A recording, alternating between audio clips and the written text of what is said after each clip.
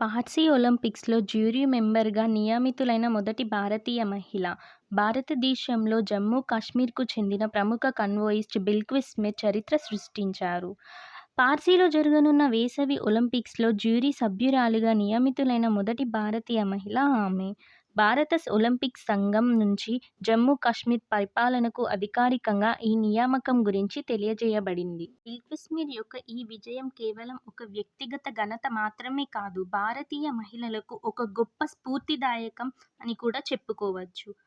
పురుష ప్రాధాన్యత కలిగిన సమాజంలో తన కలలను సాకారం చేసుకోవడానికి, అత్యున్నత స్థాయికి చేరుకోవడానికి బిల్క్విస్మిర్ ఎదుర్కొన్న అడ్డంకులు అయినప్పటికీ ఆమె ధైర్యంతో ముందుకు సాగి, తనకున్న నైపుణ్యం, అంకితభావంతో ఈ అద్భుతమైన విజయాన్ని సాధించింది. బిల్క్విస్మిర్ ఒక అనుభవజ్ఞురాలైన క్రీడాకారిణి మాత్రమే కాదు, ఒక ప్రజాదరణ పొందిన కోచ్ కూడా.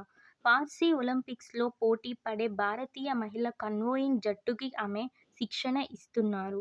2023 ఆసియా క్రీడల్లోని జ్యూరీ సభ్యురాలిగా కూడా ఆమె పనిచేశారు. బిల్క్విస్మిర్ యొక్క ఈ విజయం భారతీయ క్రీడలకు ఒక గొప్ప గౌరవంగా నిలుస్తుంది. ఆమె ఒక స్ఫూర్తిదాయక మహిళ. తన కలలను సాధించడానికి మరియు అసాధ్యమైనదిగా భావించే వాటిని సాధించడానికి ఎవరికైనా ఒక ఆదర్శంగా నిలుస్తుంది.